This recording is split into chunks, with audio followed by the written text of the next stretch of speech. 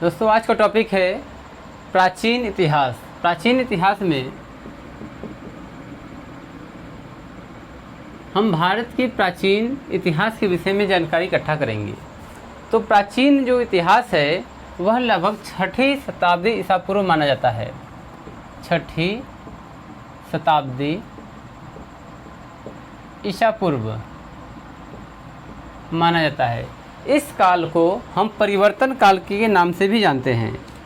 जो 6ठी शताब्दी ईसा पूर्व है इसको हम परिवर्तन काल भी कहा जाता है। परिवर्तन काल, हम परिवर्तन काल 6ठी शताब्दी ईसा पूर्व को परिवर्तन काल इसलिए कहा जाता है क्योंकि उस समय लोहे का प्रचलन हो चला था और उस समय सिक्के भी बहुतायत मात्रा में चलाए गए थे, इसलिए उस काल को परिवर्तन काल के नाम से जाना जाता है। और इसी समय यानी कि 6ठी शताब्दी ईसा पूर्व में ही भारत में दो विचारधाराओं का जन्म हुआ, जिसमें पहली विचारधारा थी जैन धर्म और दूसरी विचारधारा थी बौद्ध धर्म। तो 6ठी शताब्दी ईसा पूर्व में जैन धर्म और बौद्ध धर्म दो जो है विचारधाराएं जो जन्म ली, परंतु इसके अलावा भी अनेक संप्रदाय भी जन्म लिए थे। उसी समय लगभग 6ठी शताब्दी ईसा पूर्व जो है 16 महाजनपदों का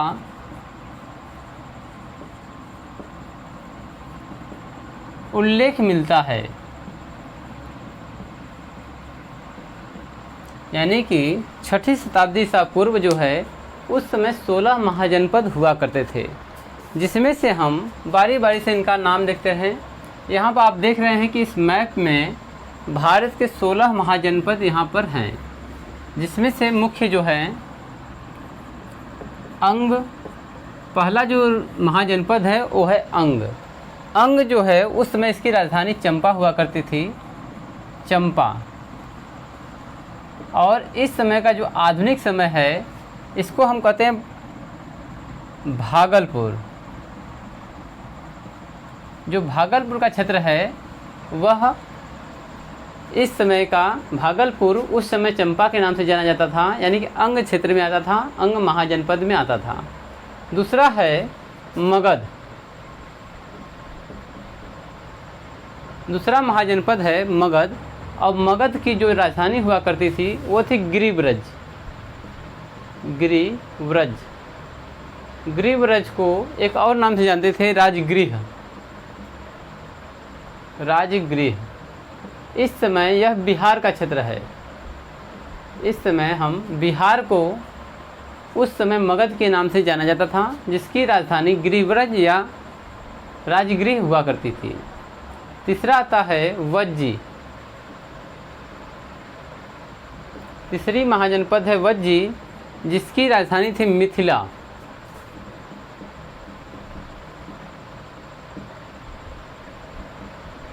ठीक है, मिथिला को एक और नाम से जानते हैं, वैशाली भी उस क्षेत्र में आता था। वैशाली यानी वज्जी में ही वैशाली भी आता था, जो इस समय बिहार का दरभंगा है। बिहार का दरभंगा जो क्षेत्र है पहले वह वज्जी हुआ करता था। नंबर 4 पर जो महाजनपद आता है मल्ल।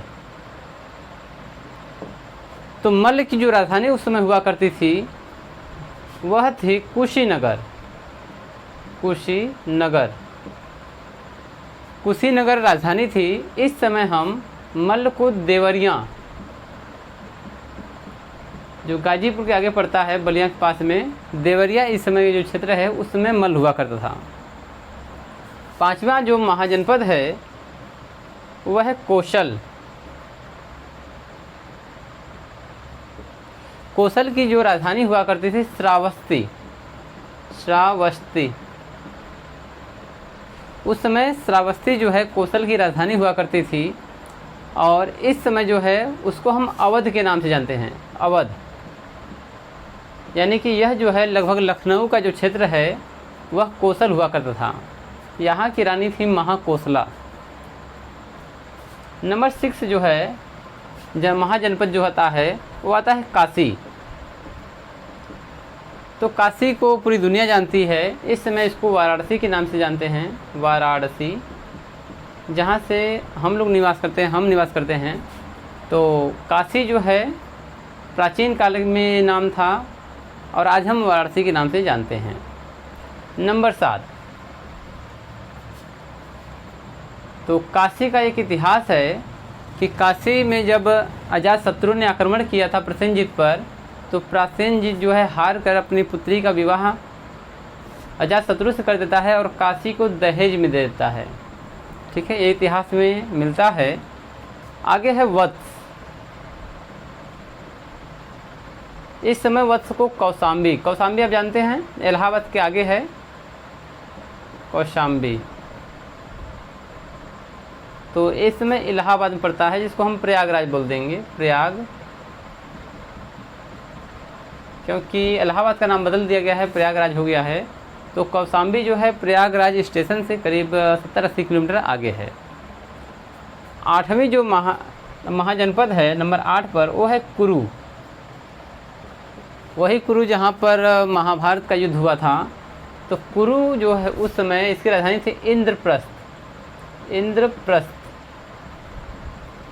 इस समय इंद्रप्रस्थ जो है मेरठ का इलाका है, मेरठ और थानेश्वर। मेरठ और थानेश्वर का जो क्षेत्र है पहले वह कुरु का क्षेत्र हुआ करता था। और नंबर 9 पर आता है, नंबर 9 पांचाल। ठीक है, पांचाल की जो राजधानी होती थी उस समय काम्पिल्य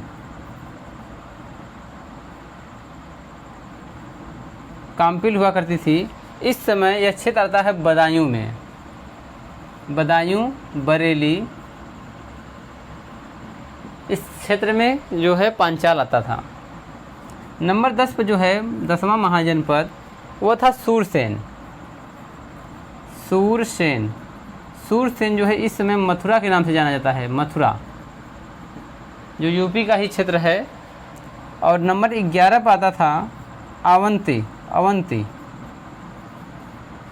अवंती की जो राजधानी थी उज्जैन थी, और उज्जैन जो है एमपी में पड़ता है, मध्य प्रदेश में पड़ता है। ठीक है, आगे जो आता है नंबर 12 पर, 12वां महाजनपद जो है चेदी है। चेदी की राजधानी होती है शक्तिमती। तो इसकी राजधानी शक्तिमती है। प्रेजेंट टाइम में हम शक्तिमती को बांदा के नाम से जानते हैं, बांदा। इस समय काफ़ी पिछड़ा इलाका बांदा है। तो शक्तिमती जो है इस समय बांदा के नाम से चेदी जो है जाना जाता है। 13वां जो महाजनपद था उस समय का, वो था मत्स्य। ये इसकी राजधानी थी विराटनगर को इस समय हम राजस्थान के नाम से जानते हैं, राजस्थान। ठीक है, राजस्थान। आगे जो नंबर 14 पर आता है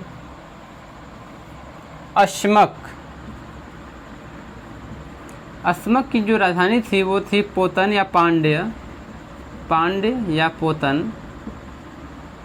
इसमें गोदावरी की जो घाटी है उस समय जो है अश्मक था, गोदावरी की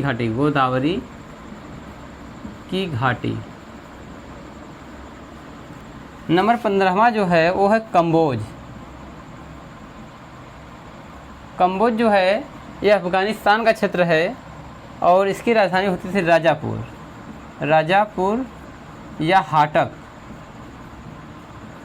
इस समय है अफगानिस्तान। और नंबर 16 पर जो महाजनपद आता है गांधार जो है उस समय राजधानी जो थी तक्षशिला। इस समय यह पाकिस्तान में है, तो यहाँ पर जो 16 महाजनपद हो गए और 16 महाजनपद की राजधानी हो गई। जो यहाँ पर दिखाया गया है, देखिए तक्षशिला यहाँ पर है मैप की जस्ट पश्चिम दिशा में, गांधार यहाँ पर है, कंबोज यहाँ पर है और कुरु जो है इस समय जो है हरियाणा मेरठ का क्षेत्र है। पांचाल यहाँ पे सूरसेन मत्स्य जो है यहाँ पर आता है राजस्थान क्षेत्र में। अवंती, अशमक, चेदी, वत्स, मगध। मगध जो है बिहार का उसमें शक्ति केंद्र हुआ करता था। हमारा मेन टॉपिक यही रहेगा मगध। जो आज हम पढ़ने वाले हैं वो मगध के विषय में ज़्यादा से ज़्यादा हम जानकारी इकट्ठा करने वाले हैं। तो इसको मिटाते हैं, आगे बढ़ते हैं।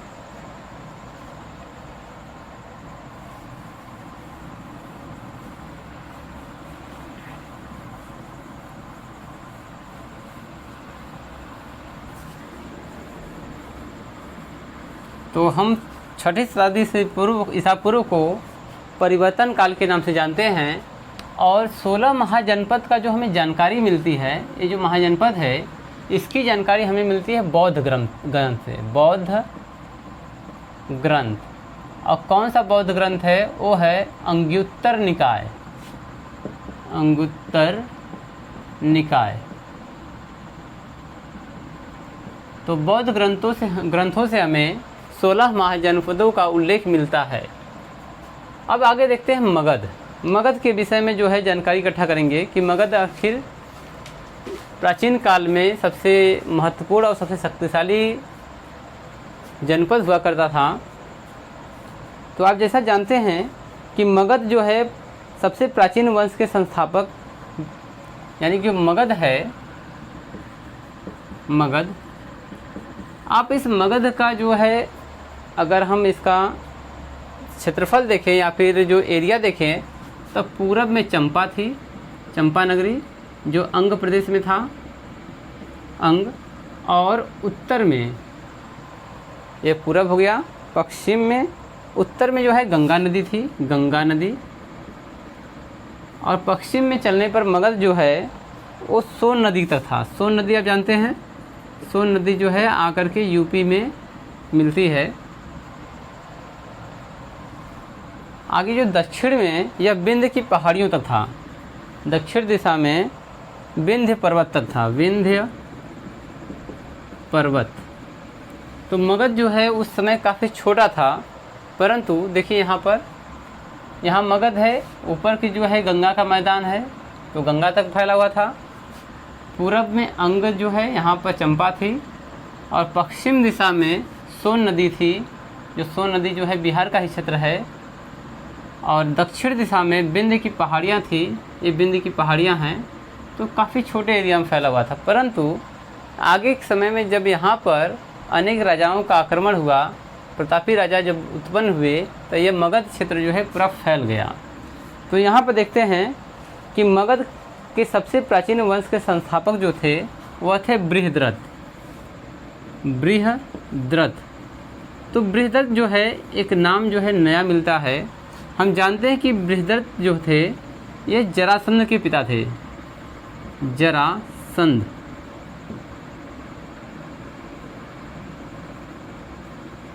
जरासंध का नाम आप लोग सुने होंगे। जो जरासंध था ये जो है महाभारत कालीन था। जब महाभारत का युद्ध होने से पहले ही जरासंध के ऊपर जो है भीम ने आक्रमण किया, और भीम ने जरासंध को हरा करके इसके पुत्र सहदेव को, जरासंध का पुत्र कौन था? पुत्र सहदेव। सहदेव को मगध का राजा बना देता है। और मगध के राजा बनने के बाद सहदेव से कर प्राप्त करते हैं, अर्थात मगध राज्य जो है वह भीम के नियंत्रण में आ गया था।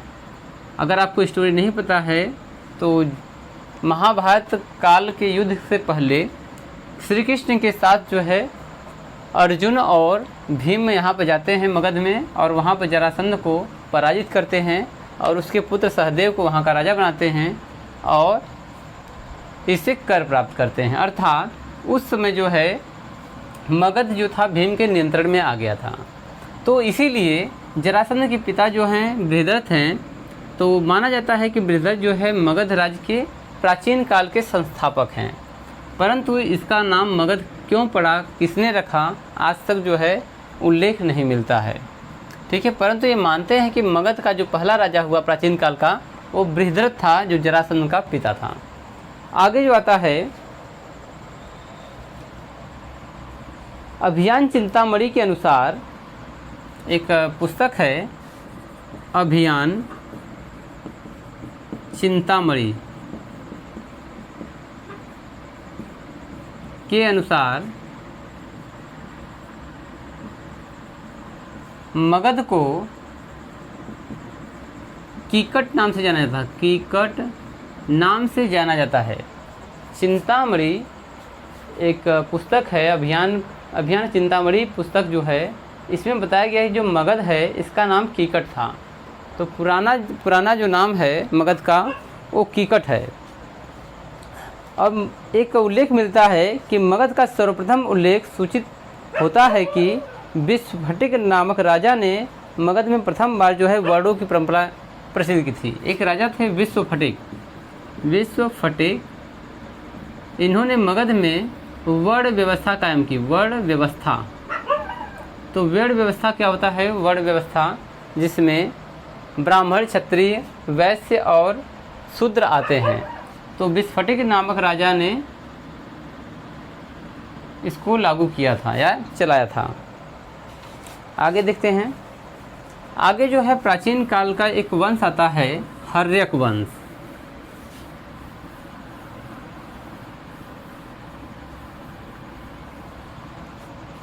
जो मगध है, मगध के अंतर्गत पढ़ेंगे हम मगध। इसमें एक जो प्रतापी राजा हुए थे, यानी कि मगध पर जो शासन किए, हर्यक वंश के नींव जो रखा था उस समय बिंबिसार नामक राजा ने रखा था।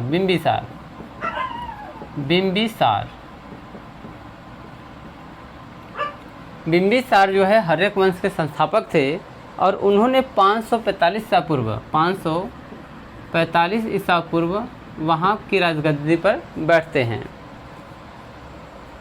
तो बिंबिसार ने अपने राज्य के विस्तार के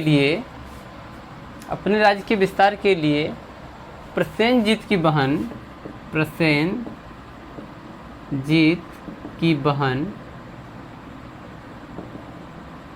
महाकौशला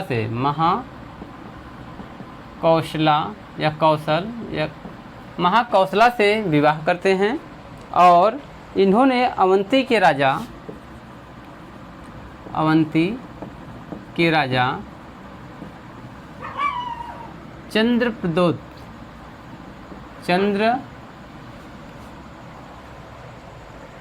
जो अवंती के राजा हैं,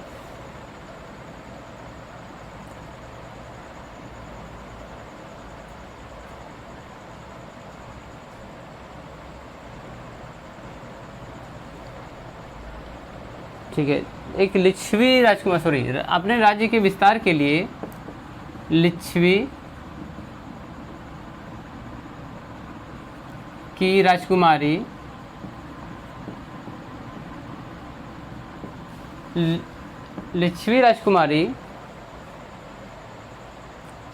यानी चेटक की पुत्री, यानी लिच्छवी की जो राजा थे चेटक, उनकी पुत्री चेलना से विवाह करते हैं। और एक राज्य आता है भद्र देश या मद्र बोल सकते हैं, जो उस समय जो है कश्मीर का क्षेत्र हुआ करता था, वहाँ की राजकुमारी क्षेमा से शादी करते हैं। तो यहाँ पर बिंबिसार ने लगभग बताया गया है कि उन्होंने 3 महत्वपूर्ण शादियाँ की थी। मध्य देश की राजकुमारी क्षेमा, लिच्छवी राजकुमारी यानी चेटक की जो पुत्री थी चेलना, और प्रसेनजीत की बहन जो थी महाकौशला, उससे शादी किए थे। परंतु कहीं कहीं पर ये सुनने में आता है कि बिंबिसार ने लगभग 500 यानी बिंबिसार के पास लगभग 500 रानियाँ थीं। और ऐसा भी माना जाता है कि जो बिंबिसार थे वो गौतम बुद्ध के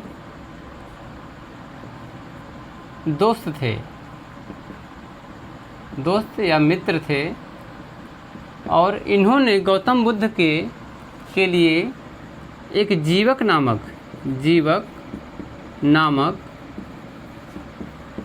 राजवैद्य नियुक्त कर रखा था।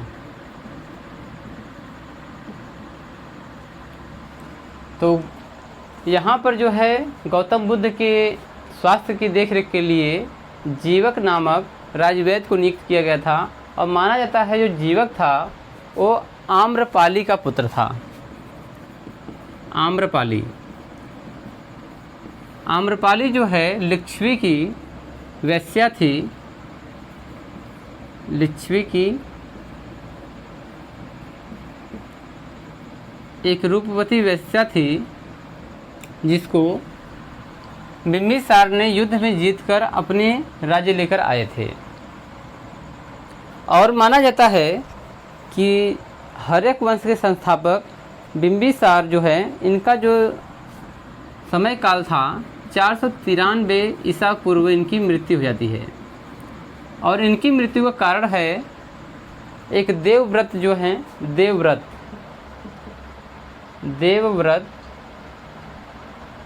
देवव्रत के चढ़ाने पर, यानी कि देवव्रत के उकसाने पर बिंबिसार के पुत्र अजातशत्रु ने अपने पिता बिंबिसार का वध कर देते हैं।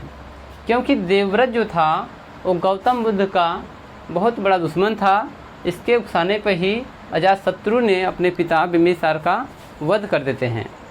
तो इतना नोट कर लीजिए, आगे देखते हैं।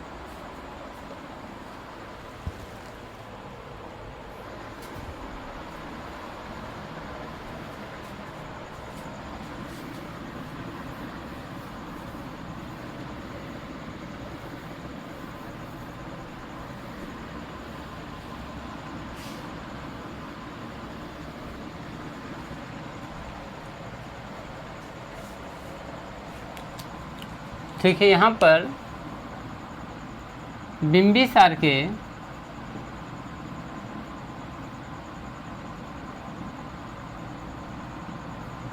बड़े पुत्र का नाम दर्शक था।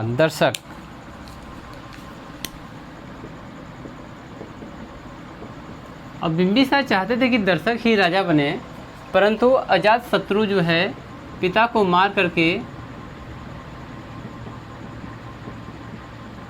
राजा बन जाता है। अजातशत्रु के बचपन का नाम कुड़िक था।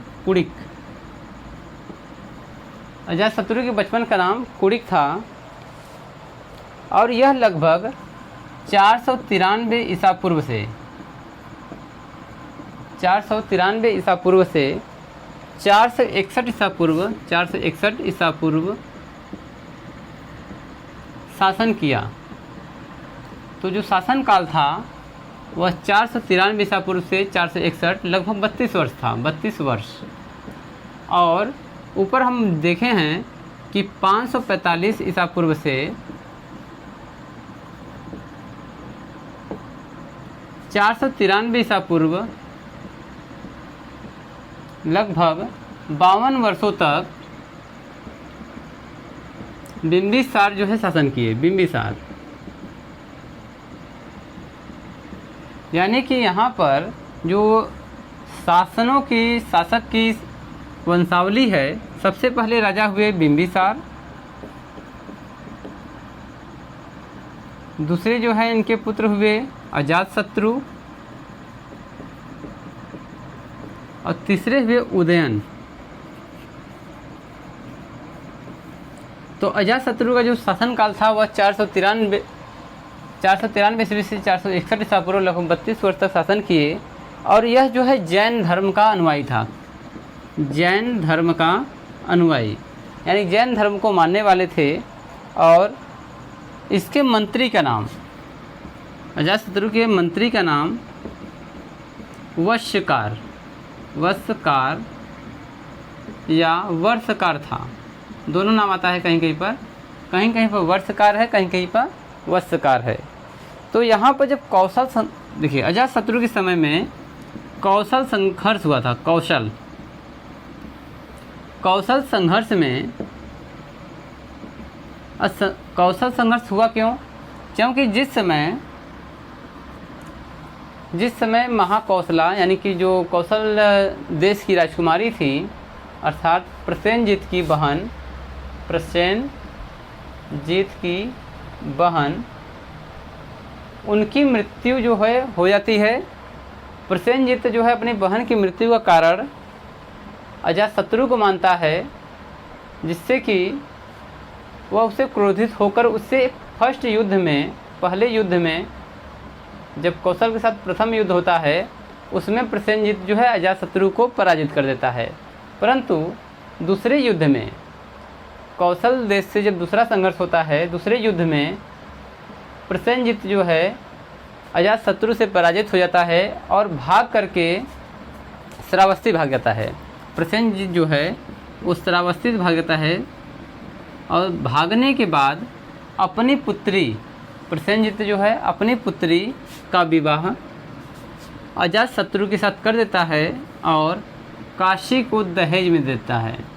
काशी को प्रसेनजित जो है काशी को अजातशत्रु को दहेज में दे दिया था। तो एक संघर्ष हुआ था उसमें लिच्छवी संघर्ष या लिच्छवी विजय, और लिच्छवी विजय का जो मेन कारण था जीतने का वह इसके मंत्री हो जाता है। जो अजातशत्रु का मंत्री था वर्षकार के कारण ही लिच्छवी विजय हुआ था, इसलिए उसको इसका बहुत ही ज़्यादा वफादार मानते हैं। आगे देखते हैं, अजातशत्रु के 8वें वर्ष में यानी शासनकाल के 8वें वर्ष में गौतम बुद्ध को महानिर्वाण प्राप्त होता है। गौतम बुद्ध को महानिर्वाण का मतलब होता है कि वो स्वर्ग सिधार जाते हैं। अगर वो जो है 493 ईसा पूर्व में अगर बैठा था तो 8 साल का मतलब हुआ 3, लगभग 485 ईसा पूर्व, 485 ईसा पूर्व जो है गौतम बुद्ध जो है महानिर्वाण प्राप्त करते हैं, यानी शासनकाल के 8वें वर्ष में गौतम बुद्ध को महानिर्वाण प्राप्त होता है। इसके बाद उसने 483 ईसा पूर्व में 483 ईसा पूर्व में एक पहली बौद्ध संगति का आयोजन किया था, प्रथम बौद्ध संगति का आयोजन किया था, और वह किया था राजगृह के सप्तवर्णी गुफा में। सप्तवर्णी गुफा में 483 ईसा पूर्व में राजगृह के सप्तवर्णी गुफा में बौद्ध संगति किया था, यानी प्रथम बौद्ध संगति।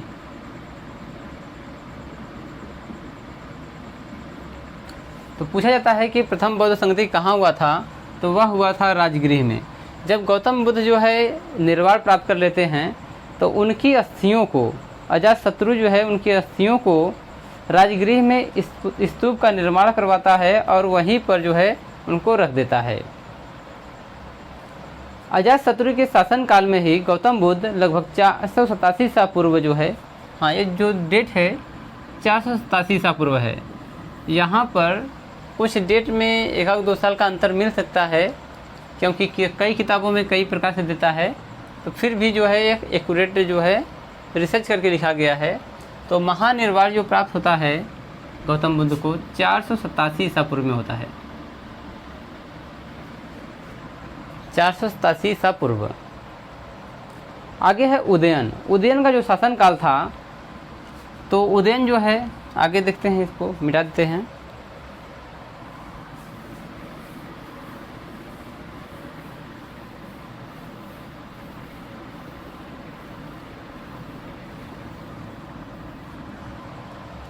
उदयन का शासनकाल 461 ईसा पूर्व से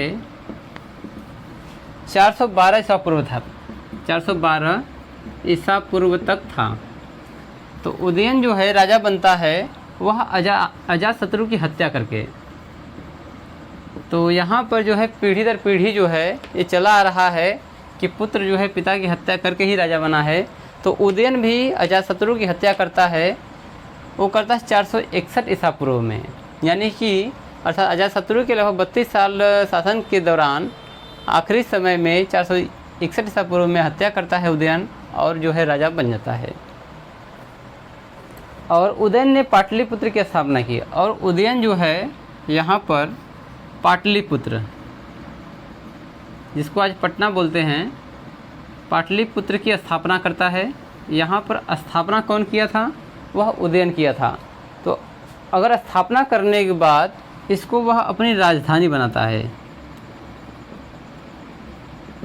तो यहाँ पर जो है राजगृह जो राजधानी हुआ करता था बिंबिसार के समय में और अजातशत्रु के समय में, परंतु उदयन ने उस राजधानी को बदल करके पाटलिपुत्र का स्थापना किया और वहाँ पर अपनी राजधानी को स्थानांतरित कर दिया।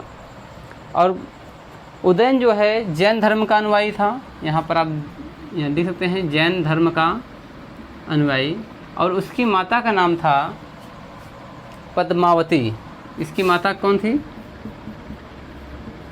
पद्मावती। ठीक है, तो पद्मावती जो है यह उदयन की माता थी, अर्थात अजातशत्रु की पत्नी थी।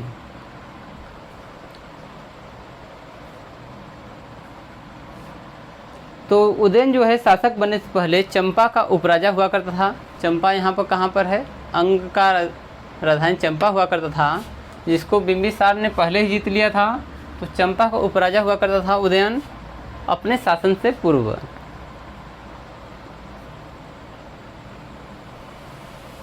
तो आगे दिया गया है कि मगध की प्रतिद्वंदी राज्य अवंती के गुप्तचर द्वारा।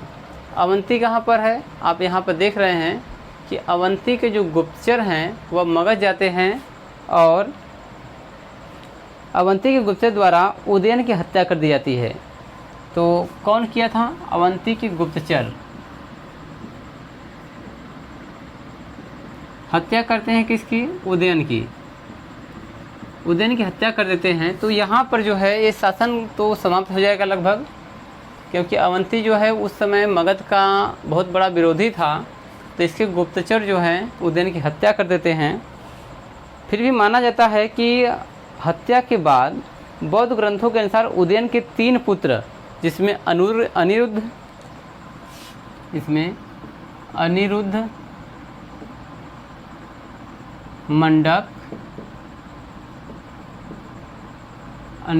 मंडक और एक नाम और है नागदशक।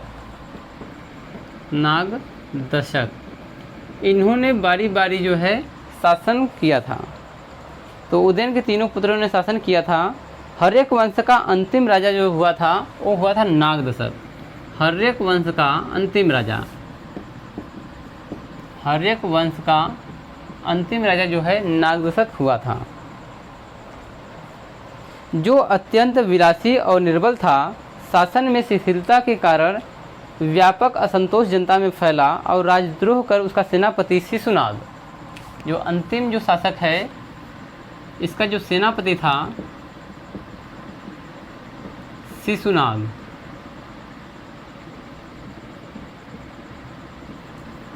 शिशुनाग जो है नागदशक का सेनापति था।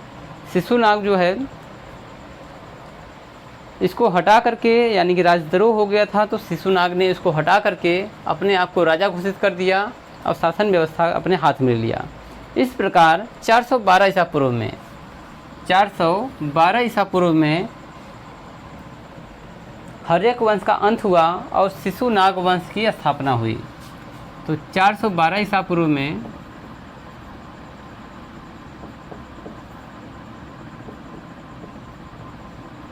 शिशुनाग वंश की स्थापना, शिशुनाग वंश